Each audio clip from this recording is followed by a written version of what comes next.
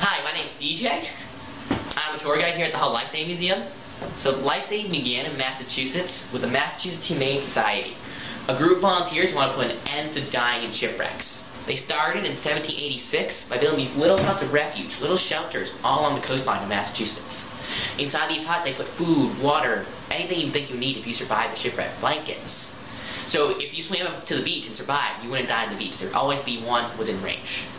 They took it a step further. In 1801, they built their first boathouse in Cohasset, so they could actively row out and go on rescue, so that's create even more survivors. These men were volunteers. They operated only on the golden rule. You know, if it was them out there, they want people making the same effort to save them. They expanded doing that statewide for almost 50 years until finally Congress created the United States Lifesaving Service, a federal paid version of Humane Society that would be nationwide and eventually become the Coast Guard we have today. Behind you, you can see the shipwrecks of Boston Harbor map. Every red dot you see in this map is a shipwreck, from as early as the Pilgrims to as late as the 1940s. The problem is, the only way into Boston Harbor back then was through the Narrows, this less than mile-wide channel here between George's and Lovell's Island. That was the only way in. And all the ships back then, there was no motors or engines to help guide them in. So you'd have to sail through that channel. And of course, when a storm's coming, you want to be all the way in the inner Boston Harbor for safety or refuge. And if they didn't make it in time, it'd be impossible to navigate that small channel. So they generally anchor out either deeper out in the Atlantic or closer to Hull and try to wait the storms out. But the wind and the waves would be so strong during these storms, you either drag your anchor along the ocean floor, or your anchor chain would simply snap into two. But then it became not if you're going to hit Hull, but when and where.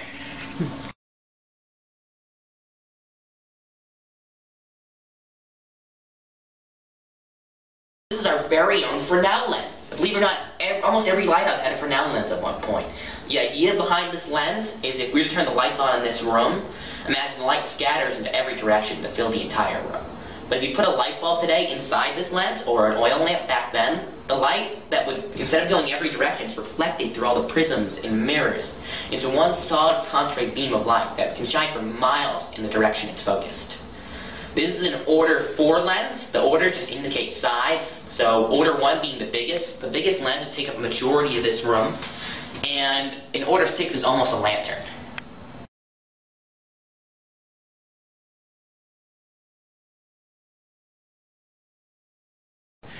So here we learn about Joshua James, America's greatest lifesaver. He's actually born here in Holland in 1826. Sadly, at the young age of 10 years old, he witnessed his mother and infant sister die in a shipwreck just at the end of town.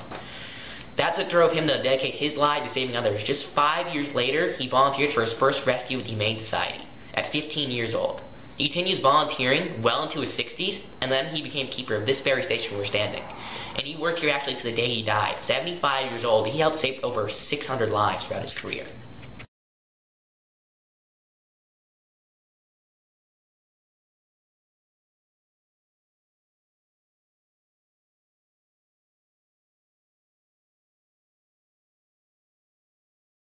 Joshua James and his crew's most famous night, though, is the Great Storm of 1888, where they saved 5 ships in 36 hours. The first rescue, they rowed 6.5 miles. Remember, they're pulling oars like the one in this boat during some of the worst storm of the century, in wool coats, none of the nice line jackets we have today, none of the technology, motors, they're rowing. That's just one rescue, 6.5 miles to the crew and back. They go on their second rescue, they get in a surf boat, much like this one, but on the way back, they hit a rock. Their surf boat shatters to pieces. Miraculously, they make it to shore relatively unharmed, only scrapes and bruises. But then another shipwreck, the H.C. Higginson. They need to go on a rescue. They get their new boat, new tasket, go on their very first rescue. They get halfway to Higginson, they hit a rock, put a hole in their brand new boat. They get back to shore, they patch off the boat, and go out once again to save the poor people on the Higginson, saving all but one. Just no words for that type of courage.